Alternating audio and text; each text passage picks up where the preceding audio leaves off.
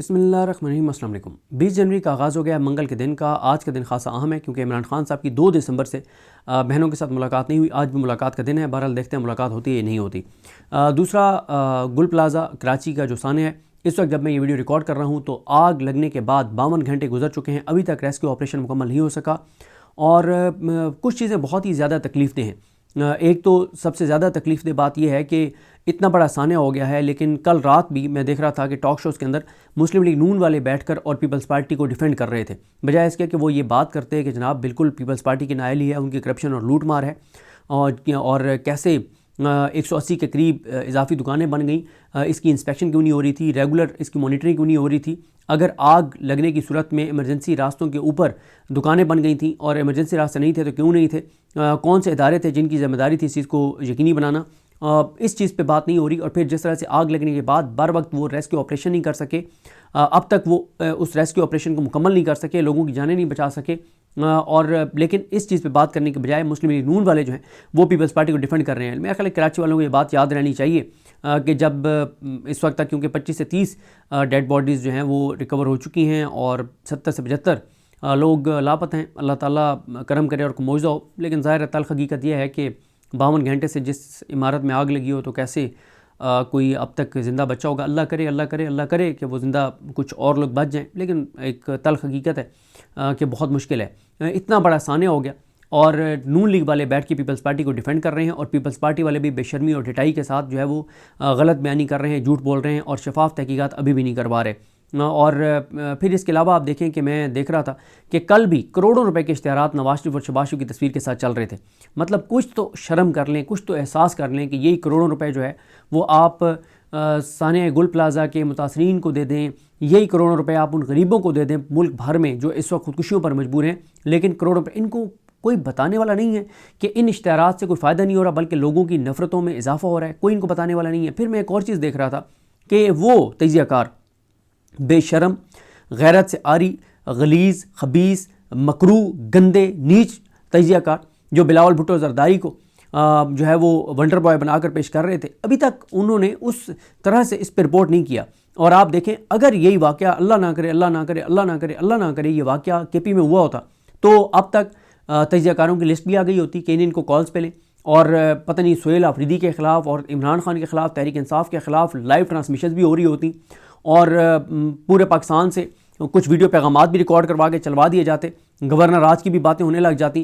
لیکن ہمارا جو موجودہ نظام ہے وہ ان کو لایا ہے پیپلز پارٹی اور نون لیگ کو عمران خان کی نفرت میں، اور صرف لائے نہیں ہے عمران خان کی نفرت میں، پھر ان کو کھلی چھوٹ دے دی ہے کہ آپ کسی سانے میں لوگوں کی جانیں چلی جائیں اور یہ ڈیلیور نہ کر پائیں تو ان کے لیے کوئی بات نہیں ہے، ان کے خلاف کوئی ٹرانسمیشن نہیں کروائی جاتی، کوئی تجزیہ کار نہیں چھوڑے جاتے، کوئی ٹی وی چینلز کو کوئی ٹکر بنا کے نہیں بھیجے جاتے، ٹاؤٹس کو کوئی بنی بنائی چیزیں نہیں بنا کے بھیجی جاتی، بلکہ ڈیفینڈ کیا جاتا ہے کہ سندھ میں گورننس بہت اچھی ہے، بلوچستان کی تو کیا ہی بات ہے، پنجاب تو صدقے واری اور قربان ہم جا رہے ہیں۔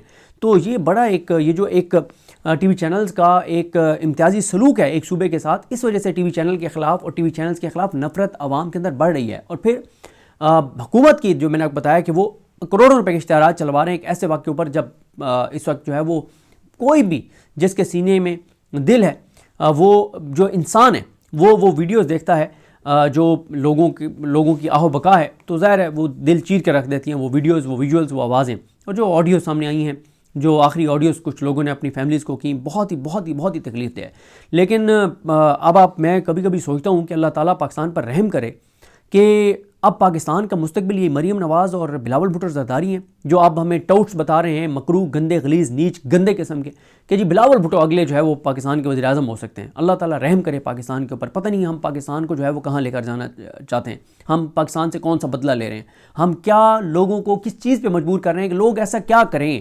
مطلب ہر گزرتے دن کے ساتھ ایسی چیزیں کی جا رہی ہیں، مجھے لگتا ہے کہ لوگوں کو خود اکسایا جا رہا ہے کہ کیوں نہیں نکلتے، کیوں نہیں تم اٹھتے، بھئی کیا نہیں ہوا تمہارے ساتھ۔ اب یہ دیکھیں نا کہ وہاں پہ 52 گھنٹے تک وہ آگ، مطلب ابھی بھی ریسکیو آپریشن مکمل نہیں ہوا اور پتہ نہیں اور کتنا ٹائم لگے گا۔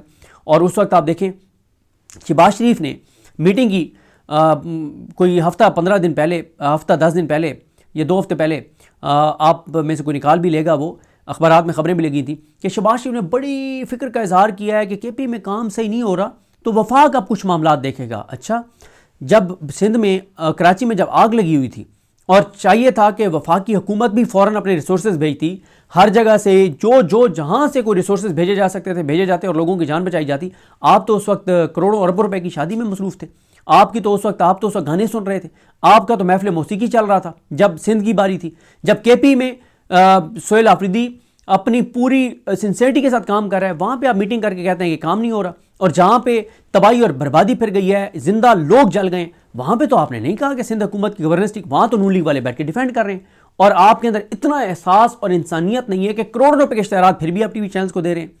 تو بڑی تکلیف دہ بہرحال صورتحال ہے۔ دیکھیں کل محمود حسن چغیزئی صاحب کا جو پہلا خطاب ہے اس کے کچھ پوائنٹس پہ بات کروں گا، ان کا خطاب بہت امپورٹنٹ تھا، انہوں نے ایک بار پھر مسلم لیگ نون کو، پیپلز پارٹی کو سیاسی غیرت دلانے کی کوشش کی ہے، ان کا اندر کا اگر کوئی انسانیت ان کے اندر بچ گئی ہے تو اس کو جگانے کی کوشش کی ہے، انہیں بتایا ہے کہ ملک اس وقت کس نازک صورتحال سے گزر رہا ہے، اس وقت ہمارے بارڈرز کے اوپر کیا سچویشن ہے، انٹرنیشنل کیا حالات ہیں، اور انہوں نے بہت بڑی پیشکش کی ہے کہ پی ٹی آئی کی ذمہ داری میں اٹھاتا ہوں، ایک بار پھر تمہیں یہ آفر کرتا ہوں کہ آؤ سیاستدان بیٹھ جاتے ہیں اور اس ملک کو بچانے کے لیے کچھ ناگزیر فیصلے کرتے ہیں۔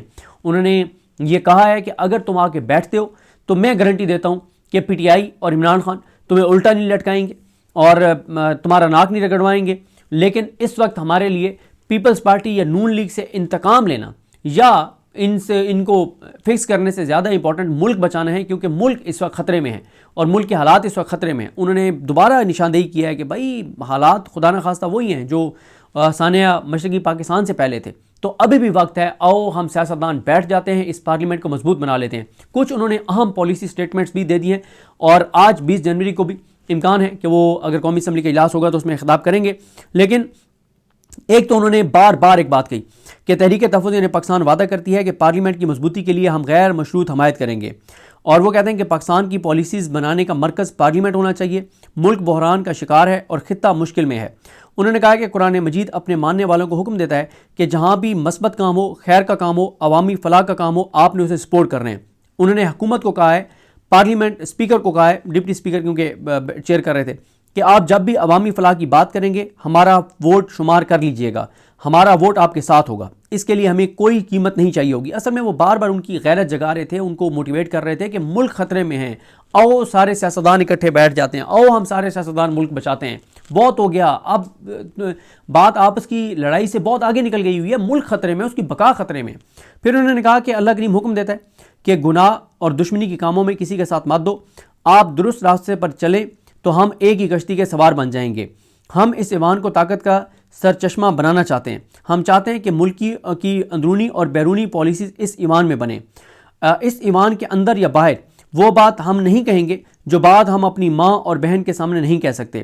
میں پیپلز پارٹی اور مسلم لیگ نون کا سخت وقت کا ساتھی رہا ہوں، اللہ کے نام اور قائد اعظم کی تصویر کو گواہ بنا کر ہم نے ایوان کے اندر مختلف الیکشنز میں کبھی مسلم لیگ نون تو کبھی پیپلز پارٹی کو ووٹ دیا، کبھی اکبر بگٹی کے ساتھیوں کو ووٹ دیے، آج تک کسی سے ووٹ کے بدلے 1 روپیہ نہیں لیا۔ ہم بکنے والے لوگ نہیں ہیں، لوگ ارب پتی ہونے کے باوجود بکتے ہیں۔ میں اللہ رب العالمین کا مشکور ہوں کہ جن الفاظ کا میں نے حلف اٹھایا آج تک وہ حلف نہیں توڑا۔ ہر آدمی، ہر ادارے، ہر انسان کو اپنے اٹھائے گئے حلف کا پاس رکھنا چاہیے۔ میں نے آج تک اپنے والد، یہ انہوں نے ایک بہت بڑی آفر دی ہے، کہتے ہیں کہ میں نے آج تک اپنے والد یا اپنے بھائی یا اپنے کسی قریبی عزیز کا ہاتھ نہیں چوما، لیکن اس ہاؤس کی خاطر، اس ہاؤس کی طاقت کی خاطر، عوامی حکمرانی کی خاطر آپ کا آرمی چیف، ہمارا آرمی چیف اپنے حلف کی تابعداری کرے، آئین کے دائرے میں آ کر فوج کی رہبری کرے تو میں اس کا ہاتھ چوموں گا۔ 25 کروڑ انسانوں کا ایٹمی ملک، محنتی لوگ اور ہم پھر بھی فقیر، یہ کبھی کہیں ہوا ہے؟ کچھ مشکل نہیں ہے، بسم اللہ کریں، اسمبلی میں لوگوں کو بولنے دیں، ہیڈ ماسٹری کا طریقہ ٹھیک نہیں ہے، اسمبلی میں نوجوان اراکین اسمبلی کو بولنے دیں، بتانے دیں کہ کہاں غلطیاں ہوئی ہیں اور کہاں غلطیاں ہو رہی ہیں۔ پھر انہوں نے کہا کہ بر صغیر تقسیم ہوا تو ہمارے مخالف سائڈ پہ یعنی بھارت کی سائڈ پر 2 گنا فوج اور ہم سے زیادہ غربت ان کے حصے میں آئی، ہم سے زیادہ زبانیں اور فرقے ان کے حصے میں آئے، لیکن انہوں نے پارلیمنٹ کو مضبوط رکھا۔ وہ کہاں پہنچ گئے ہیں اور ہم کدھر آ گئے ہیں؟ کیوں اپنے لوگوں کو بگاڑتے ہو؟ پاکستان اتنا کمزور نہیں ہے، لیکن آج ہمارے دریا، ہمارے راستے، ہماری شاہراہیں جو ہیں وہ محفوظ نہیں ہیں۔ سندھ رو رہا ہے، بلوچستان پریشان ہیں، وینزویلا سے پہلے ہمارے ساتھ ہو چکا ہے، 2 ہیلی کاپٹر آئے اور انہوں نے ہماری خود مختاری کے پرخچے اڑا دیے۔ ایٹمی ملک، بہترین فوج اور 25 کروڑ انسان، ہم سب گھروں میں بیٹھے تھے تو صرف 2 ہیلی کاپٹر ہمارے ملک کی خود مختاری کو تباہ کر کے چلے گئے. یہ ایبٹ آباد والا اسامہ بن لادن والے واقعے کا ذکر کریں. وہ کہتے ہیں یہ سب کچھ کیوں ہوا؟ کیونکہ ہم جو کہتے ہیں وہ کرتے نہیں ہیں، اور جو کرتے ہیں وہ مانتے نہیں ہیں. نتیجہ کیا ہوا؟ وینیزویلا میں تو فوج گئی، ہماری خود مختاری صرف 2 ہیلی کاپٹر برباد کر کے چلے گئے. افغانستان، ایران اور ہمارا خطہ مشکل میں ہے. بعض قوتوں کو میدان جنگ نہیں مل رہا، وہ اس خطے کو میدان جنگ بنانا چاہتے ہیں. اگر اس خطے میں جنگ شروع ہوئی تو اسے ختم کرنے کا اختیار ہمارے پاس نہیں ہوگا. دنیا کے مست سانڈ اس لیے اس خطے کو برباد کریں گے کیونکہ اس خطے میں دنیا کی تمام نعمتیں پڑی ہیں. اللہ تعالیٰ نے قرآن مجید میں جن نعمتوں کا ذکر کیا ہے، پاکستان، ایران اور افغانستان میں وہ تمام نعمتیں موجود ہیں. آج کل ہمارے ملک میں دہشت گردی کی بات ہو رہی ہے. دہشت گردی کیا ہوتی ہے؟ جب آپ لوگوں کو دہشت زدہ کرتے ہیں. اقبال آفریدی اسمبلی میں کھڑے ہو کر کہتا ہے کہ میں نے وادی تیرا پر بات کرنی ہے، لیکن اسے ایوان میں بولنے نہیں دیا جاتا. آپ نے سوات، وزیرستان سمیت نہ جانے کہاں کہاں سے ہزارہ سال سے آباد لوگوں کو نکالا، در بدر کیا کہ ہم نے آپریشن کرنا ہے، ہم نے دہشت گرد ڈھونڈنے ہیں. بھائی دہشت گردوں کا تو وہاں کے لوگ ہی بتائیں گے. اس کے بعد انہوں نے پتہ نہیں بہت ساری باتیں کی جن کو میوٹ کر دیا گیا. اس کے بعد انہوں نے کہا کہ اس خاموشی کو ان کی بغیرتی مت سمجھیں. اب یہ بھی پتہ نہیں وہ کس کی بات کر رہے تھے کہ کس کی خاموشی کو ان کی بغیرتی نہ سمجھیں، کیونکہ اس سے پہلے ایک طویل ڈیوریشن کے لیے جو ہے وہ آواز ان کی خاموش کر دی گئی تھی، میوٹ کر دی گئی تھی. اس کے بعد انہوں نے کہا کہ آج بھی سابقہ فاٹا پاکستان کو 1 لاکھ سپاہی دیتا ہے، کیونکہ ان کو کیوں اس مقام پر لا رہے ہو. اب یہاں بھی نہیں پتا کہ وہ کس مقام کی بات کر رہے تھے، کیونکہ وہاں بھی آواز جو ہے وہ میوٹ تھی. پھر انہوں نے کہا کہ انڈس کے اس پار سارے پشتون وطن میں باجوڑ سے خیبر تک قتل و قتال جاری ہے. جس ملک میں 2 لوگ روزانہ ایک دوسرے کو مارتے ہیں، کیسے چلے گا وہ ملک؟ سالانہ 36,000 لوگ ایک دوسرے کو مارتے ہیں. اس کا آسان علاج ہے، آج اس ایوان میں کھڑے ہو کر کہیں کہ سندھی مانو، تمہارے وسائل پر پہلا حق تمہارا اور تمہارے بچوں کا ہے. پشتون وطن، بلوچوں، سرائکیوں، ان کو کہیں کہ آپ کے پہاڑوں اور میدانوں پر اللہ نے جو نعمتیں پیدا کی ہیں اس پر پہلا حق آپ کا ہے، اور اس میں کہنے والوں کا کیا جاتا ہے. لیکن یہ کہنے سے پاکستان ایک خوبصورت گلدستہ بن جائے گا. آج سندھو مانو کو لگتا ہے کہ اس کا صوبہ اور اس کے صوبے کے وسائل خطرے میں ہیں. پشتون اور بلوچوں کو بھی یہی خطرہ ہے. وہ کہتے ہیں کہ افغانستان کے ساتھ ہمارے آنے جانے کے 8 راستے ہیں. افراد کی غلط پالیسیز کی وجہ سے بارڈرز بند ہیں. اگر پالیسیز افراد نہیں پارلیمان بناتا تو ایسی پالیسیز نہ بنتی. آج افغانستان کا بارڈر بند ہونے کی وجہ سے پنجاب کا کسان برباد ہو گیا، آلو پھینک رہا ہے. ہم افغانستان کو ہر چیز ایکسپورٹ کرتے تھے، لیکن آج آپ نے معاملہ بگاڑ دیا ہے. سارے پشتونوں اور بلوچ وطن کو آپ نے مشکلات سے دوچار کر دیا ہے. اگر کوئی پشتون یا بلوچی منشیات یا اسلحے کی سمگلنگ کرتا ہے تو اسے گولی مار دو، لیکن کوئی غریب بارڈر سے تجارت کرتا ہے تو اس کا کیا قصور ہے؟ خیبر سے جلال آباد تک روزانہ 1 لاکھ لوگ سفر کرتے تھے. حکومت سے کہتا ہوں کہ اقوام متحدہ کے سیکرٹری جنرل سے درخواست کریں کہ ہمارے افغانستان سے خدشات ہیں. افغانستان سمیت ہمارے ارد گرد کے ہمسایوں کی گول میز کانفرنس بلائیں. آپ اس کانفرنس میں ثبوت ان کے سامنے رکھیں، معاملات طے کریں اور سیکورٹی کونسل کے ممبرز کو ضامن بنائیں. پھر وہ کہتے ہیں کہ مشرق وسطی میں بیلنس آف پاور الٹ چکی ہے. بیلنس آف پاور امریکہ اور اسرائیل کے حق میں جا چکی ہے. اب رہی صحیح ایک طاقت ایران رہا ہے. ایران پر پابندیاں صرف اس لیے لگی کہ تم ہمارے راستے پر کیوں نہیں چلتے. خطے کو جنگ سے بچانا ہماری ضرورت ہے. آج پھر اخبارات میں لکھا ہوا ہے کہ ہماری فوج غزہ جائے گی اور حماس کے ساتھ لڑے گی. وزراء سے کہتا ہوں کہ آپ کے لیے مشکل ہے تو یہ معاملہ یہاں لے آؤ. یہ ایوان آپ کو اتنی طاقت ضرور دے دے گا کہ آپ کو گلو خلاصی ہو جائے گی. ہم کہاں جا رہے ہیں؟ ہر بار ہم دوسروں کے کہنے پر اپنے لوگوں کو مروائیں گے. میں عمران خان اور تحریک انصاف کا مشکور ہوں جنہوں نے مجھے اپوزیشن لیڈر بنایا. اسپیکر پر شاید دباؤ تھا، اس لیے 5 ماہ تک نوٹیفیکیشن نہیں کیا. 5 ماہ یہ ایوان بغیر اپوزیشن لیڈر کے چلتا رہا، جو بہت بری بات ہے. اس ایوان کے اصل نمائندے وہ ہیں جنہوں نے مجھے ووٹ دیا، یعنی پی ٹی آئی والے، جن کو عوام نے منتخب کیا لیکن اپوزیشن میں بیٹھے ہیں. عوام نے ان کو اقتدار کے لیے منتخب کیا لیکن یہ اپوزیشن میں بیٹھے ہیں. ان کے ووٹ سے ایوان کی کچھ نہ کچھ عزت باقی ہے. باقی جو کچھ ہوا وہ آپ اور ہم سب جانتے ہیں، اور شہباز بھائی بھی جانتے ہیں. غلطیاں سب سے ہوتی ہیں. آئیں خدا کے لیے اپنے بچوں کے مستقبل کا سوچیں، جمہوریت کو تباہ نہ کریں. دنیا کا توازن بگڑ رہا ہے، جس کی لاٹھی اس کی بھینس کا قانون آ چکا ہے. نئے حالات کے تحت ہم نے خود کو سنبھالنا ہے. ہم نے جمہوری پاکستان کی تشکیل نو کرنی ہے. ہم جس آئین کی بحالی کے لیے لڑ رہے ہیں اس آئین پر بھی ہمارے تفاوضات ہیں. وہ آئین پشتون وطن کو متحد نہیں رکھ رہا تھا. پشتون وطن 3 ٹکڑوں میں تقسیم تھا. ہم تو سینٹ کو بھی مضبوط کرنا چاہتے تھے. پارلیمنٹ کو ہم طاقت کا سرچشمہ بنانا چاہتے ہیں. بھلے آپ بادشاہی کریں، لیکن آئیں کب کہاں ہم بیٹھنے کے لیے تیار ہیں. پی ٹی آئی کی ذمہ داری میں لیتا ہوں. ہم اس ہاؤس کی مضبوطی کے لیے کسی بھی حد تک جانے کے لیے تیار ہیں. 26ویں اور 27ویں ترمیم دیکھ کر دکھ ہوتا ہے. کاش یہ ترامیم اس ایوان کو مضبوط کرنے کے لیے کی جاتی. اس ایوان کی مضبوطی کے لیے استعمال ہوتی، یہ ایوان طاقت کا سرچشمہ بنتا۔ اب بھی دیر نہیں ہوئی، کون سا آسمان گرے گا؟ کون سا آسمان گرے گا اگر یہ ایوان قرارداد پاس کرے کہ ہم تمام بچوں کے خلاف کیسز واپس لیتے ہیں، اگر یہ ایوان قرارداد پاس کرے کہ ہم بڑی عمر کی قیدی خواتین کی رہائی کی قرارداد پاس کرتے ہیں، یعنی وہ کہہ رہے ہیں کہ جو پولیٹیکل کیسز ہیں وہ واپس لیے جائیں، عمران خان کی قید تنہائی ختم کی جائے، بہنوں کو ان سے ملاقات کرنے دی جائے، پیپلز پارٹی اپنے جمہوری رویوں پر لوٹ آئے تو ہم ان کے لیے 100% اویلیبل ہیں، ہم ان کو 100% سپورٹ کریں گے۔ میاں نواز شریف کہتے تھے ووٹ کو عزت دو، جب یہ بات انہوں نے کی تو بہت کہہ کے لگے ایوان میں۔ آگے محمود خان نجدی صاحب نے کہا کہ اگر آپ دوبارہ اس سلوگن پر آئیں گے تو ہم آپ کو ایوان میں ووٹ دیں گے۔ یہ انہوں نے بڑی آفر کیا نواز شریف کو کہ آپ سیاسی غیرت کا مظاہرہ کریں، چابی والے کھلونے اردلی لے بننے سے باہر نکلیں، آپ اپنے پاؤں پہ کھڑے ہوں، ہم آپ کا ساتھ دیں گے۔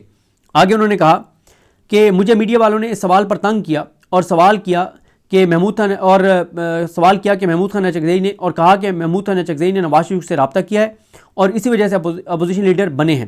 قرآن کریم واضح اور سخت الفاظ میں کہتا ہے کہ اگر آپ کے پاس کوئی منافق کوئی اطلاع لاتا ہے تو اس کی تحقیقات کیا کرو۔ آپ سب مجھے جانتے ہیں، میں اس مٹی کا نہیں بنا کہ اپنے عہدے کے لیے کسی کو درخواست کروں گا۔ خدا کی قسم آپ مجھے وزارت عظمیٰ بھی کہیں گے تو مانگ کر نہیں لوں گا۔ نواز شریف میرا دوست ہے لیکن یہ نہیں ہو سکتا کہ اس کو کال کر کے اپوزیشن لیڈر کا نوٹیفیکیشن مانگوں۔ نواز شریف نے بطور وزیر اعظم مجھے کہا تھا کہ میں نے نہ نہیں سنی، آپ میری کابینہ میں آئیں، لیکن میں نے انکار کیا اور کہا کہ میں وزارت کے لیے نہیں بنا۔ کسی آدمی کو غلطی سے روکنے کے لیے ایک بار اسے آواز لگانا ضروری ہوتی ہے، اور آج انہوں نے وہ آواز بطور اپوزیشن لیڈر پھر لگا دی ہے نواز شریف کو اور زرداری کو۔ انہوں نے کہا کہ ایک دوسرے کا ناک رگڑوانا ضروری نہیں، آئیں ایک دوسرے کو راستہ دیں، غلطیاں سدھاریں، اس ایوان کو طاقت کا سرچشمہ بنائیں۔ آپ سے لڑوں گا ضرور مگر اخلاق سے گری ہوئی بات نہیں کروں گا۔ جب تک عمران خان جیل میں آواز اٹھاتا رہوں گا۔